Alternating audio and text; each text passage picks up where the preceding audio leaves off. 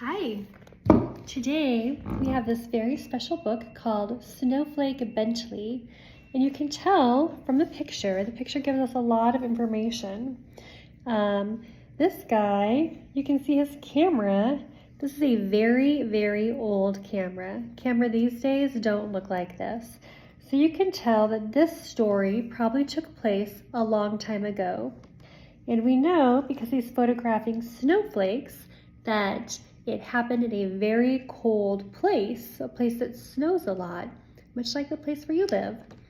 So let's dive right in. This is Snowflake Bentley by Jacqueline Briggs Martin, illustrated by Mary Azarian.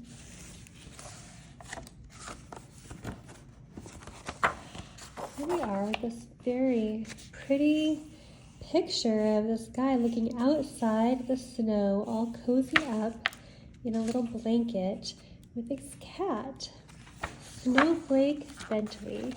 I'm going to point to the words so you can read along with me. In the days when farmers worked with ox and sled and cut the dark with a lantern light, there lived a boy who loved snow more than anything else in the world.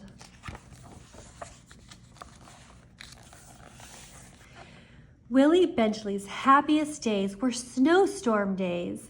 He watched snowflakes fall on his mittens and on the dried grass of Vermont farm hills, on the dark metal handle of the barn door. He said snow was as beautiful as butterflies or apple blossoms.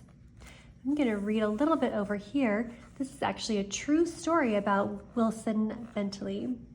Wilson Bentley was born February 9, 1865, on a farm in Jericho, Vermont, between Lake Champlain and Mount Mansfield, in the heart of the, quote, snow belt, where the annual snowfall is about 120 inches. He's in a good place for somebody who loves snow. He could net butterflies and show them to his older brother, Charlie. He could pick apple blossoms and take them to his mother, but he could not share snowflakes because he could not save them. Willie's mother was a teacher until he was 14 years old. He attended school for only a few years. She had a set of encyclopedias, Willie said. I read them all. When his mother gave him an old microscope, he used it to look at flowers, raindrops, and blades of grass. Best of all, he used it to look at snow. While other children built forts and pelted snowballs at roosting crows, Willie was catching single snowflakes. Day after stormy day, he studied the icy crystals. From his boyhood on, he studied all forms of moisture. He kept a record of the weather and did many experiments with raindrops. That sounds like a lot of fun.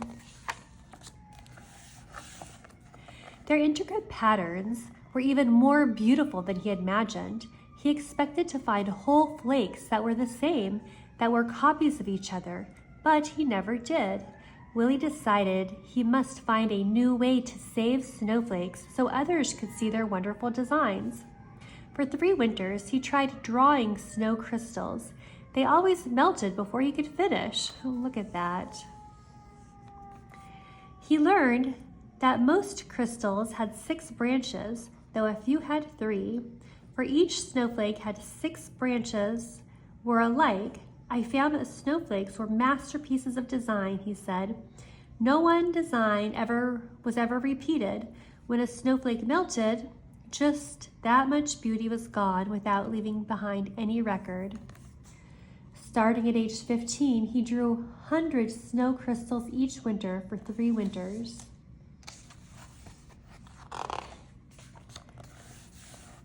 When he was 16, Willie read of a camera with its own microscope.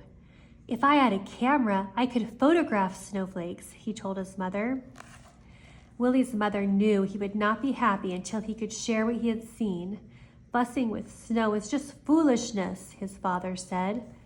still, he loved his son. When Willie was 17, his parents spent their savings and bought the camera.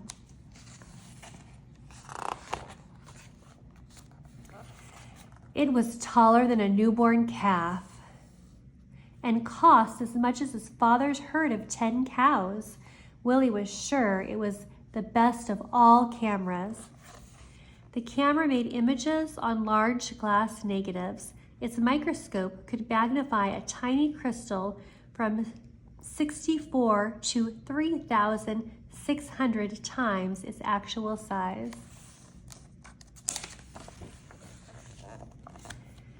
Even so, his first pictures were failures, no better than shadows, yet he would not quit. Mistake by mistake, snowflake by snowflake, Willie worked through every storm. Winter ended, the snow melted, and he had no good pictures. He waited for another season of snow. One day, in the second winter, he tried a new experiment, and it worked. Willie had figured out how to photograph snowflakes. Now everyone can see the great beauty of a tiny crystal, he said. Willie's experiment, he used a very small lens opening which only let in a little light to reach the negative, but he kept the lens open for several seconds, up to a minute and a half. He learned, too, that he could make the snow crystals show up more clearly by using a sharp knife to cut away the dark parts of the negative around the crystals. This etching meant extra hours of work for each photograph, but Willie didn't mind. But in those days, no one cared. Neighbors laughed at the idea of photographing snow. "Snow in Vermont is as common as dirt," they said. "We don't need pictures." Willie said the photographs would be a gift to the world. While other farmers sat by their fire or rode to town with horse and sleigh, Willie studied snowstorms. He stood at the shed door and held out a black tray to catch the flakes. When he found only jumbled broken crystals, he brushed the tray clean with a turkey feather and held it out again. He waited hours for just the right crystal and didn't notice the cold. If the shed were warm, the snow would melt. If he breathed on the back of the tray, the snow would melt. If he twitched a muscle as he held the snow crystal on the long wooden pick, the snowflake would break. He had to work fast, or the snowflake would evaporate before he could slide it into place and take his picture. Some winters, he was able to make only a few dozen good pictures. Some winters, he made hundreds. He learned that each snowflake begins as a speck, much too tiny to be seen. Little bits, molecules of water attached to the speck to form its branches. As the crystal grows, the branches come together and trap small quantities of air. Many things affect the way these crystal branches grow. A little more cold, a little bit less wind, or a bit more moisture will mean different shaped branches. Willie said that is why, in all his pictures, he never found two snowflakes alike. The best snowstorms of his life occurred on Valentine's Day in 1928. He made over 100 photographs during the 2-day storm.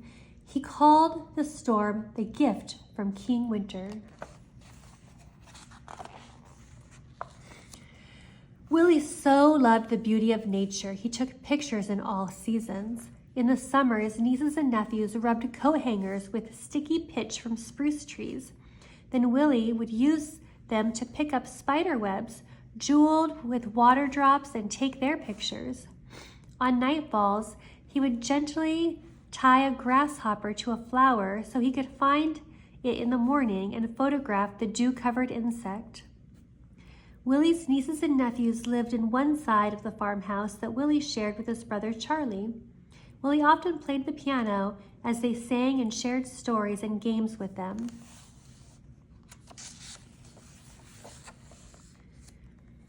But his snow crystal pictures were always his favorite. He gave copies away or sold them for a few cents. He made special pictures as gifts for birthdays. He held evening slideshows on the lawns for his friends.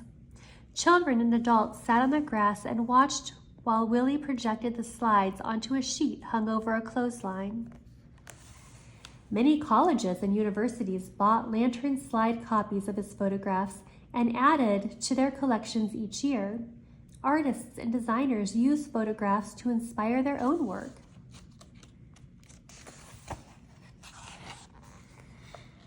He wrote about snow and published his pictures in magazines. He gave speeches about snow to faraway scholars and neighborhood skywatchers. "You are doing great work," said a professor from Wisconsin. The little farmer came to be known as the world's expert on snow, the Snowflake Man. But he never grew rich. He spent every penny on his pictures. Willie said, "There were treasures in the snow. I can't afford to miss a single snowstorm," he told a friend. "I never know when I will find some wonderful prize." Other scientists raised money so Willie could gather his best photographs in a book. When he was 66 years old, Willie's book, His Gift to the World, was published. Still, he was not ready to quit.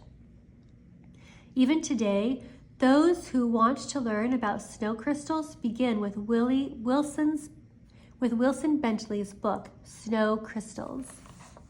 In 1926, he had spent $15,000 on his work and received $4,000 from the sale of photographs and slides. Less than a month after turning the first page of this book, Willie walked 6 miles home in a blizzard to take more pictures. He became ill with pneumonia after that walk and died 2 weeks later. A monument was built for Willie in the center of town. The girls and boys who had been his neighbors grew up and told their sons and daughters the story of the man who loved snow. 40 years after Wilson Bentley's death, children in his village worked to set up a museum in honor of the farmer scientists, and his book has taken the delicate snow crystals that once blew across Vermont past mountains over the earth. Neighbors and strangers have come to know the icy wonders that land on their own mittens, thanks to Snowflake Bentley. The plaque on the monument says, "Snowflake Bentley, Jericho's world-famous snowflake authority. For 50 years, Wilson A. Bentley, a simple farmer, developed his technique of micro-photography to reveal to the world the grandeur and mystery of the snowflake, its universal hexagonal shape, and its infinite number of lovely designs."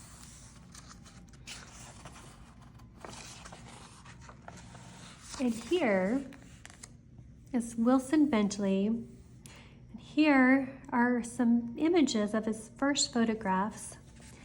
The average dairy farmer gets up at dawn because he has to work in the cow yard. I get up at dawn too, but it is because I want to find some leaf hung with dew or a spider web which the dew is made into the most delicate ropes of pearls. I take my camera with me, get down on my knees in wet grass, and photograph these exquisite bits of nature.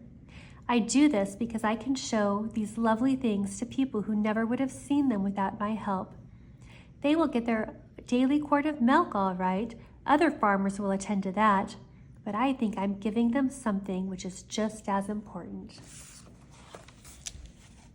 And here are the snowflakes. Of all the forms of water, the tiny 6-pointed crystals of ice called snow that form in such quantities within the clouds during storms are incomparably the most beautiful and varied.